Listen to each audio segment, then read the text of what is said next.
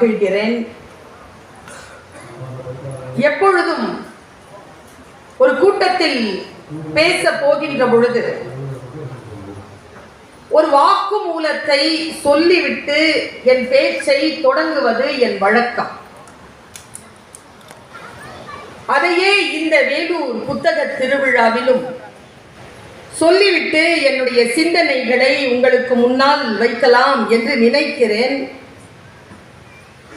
யாருடைய உதடுகளில் ஒளிந்து கொண்டிருக்கக்கூடிய சொல் நம் வாழ்க்கையை மாற்றும் என்று நமக்கு தெரியாது. அது எந்த புத்தகத்திற்குள் ஒளிந்து கொண்டிருக்கிறது என்று கூட நமக்கு தெரியாது. எவ்வளவு சீக்கிரமாக அந்த சொல் நம்மை வந்து சேர்கிறதோ வாழ்க்கையில் அவ்வளவு சீக்கிரமாக மாற்றம் நிகழ வேண்டும். என்னுடைய பேராசை என்ன தெரியுமா? பன்னெடும் காலமாக நீங்கள் தேடிக்கொண்டிருக்கக்கூடிய அந்த சொல் இந்த சிறிய உதடுகளில் இருந்து இப்பொழுது உதிர்ந்து விட வேண்டும் என்பதுதான்.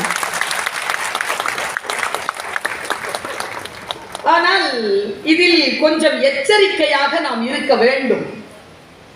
ஏனென்றால் நம் வாழ்க்கையை புரட்டி போடுகின்ற பிரமாதமான அந்த காத்திருக்கும் சொல் நமக்கு முன்னால் தான் சுற்றி கொண்டிருக்கிறது. கொஞ்சம் கவனம் சிதறுகின்ற காரணத்தினால் கடந்து போயிடும். மறுபடியும் பேரார்வத்தோடு காத்திருக்கின்ற பொழுது அந்த சொல் நம்மை வந்து சேர்வதற்கு ஒரு ரவுண்ட் அடிச்சுட்டு வரும் பாருங்க, 30-40 வருஷம். அதனால் காலத்தை பயிர் செய்து கொள்ள வேண்டும் என்கின்ற அந்த ஒரு வேட்கையை மட்டும் வேலூர் மண்ணில் முன்வைத்து வைய தலைமை கொள் என்கின்ற தலைப்பில் உங்கள் மத்தியில் சிறிது நேரம் சிந்திக்கலாம் என்று நினைக்கிறேன். தலைமை ஏற்பது என்பது எல்லோருக்கும் பிடித்தமான ஒன்று. அதிகாரத்தை கையில் வைப்பது, நாம் சொல்லுவது போல் இந்த உலகம் நடக்க வேண்டும் என்று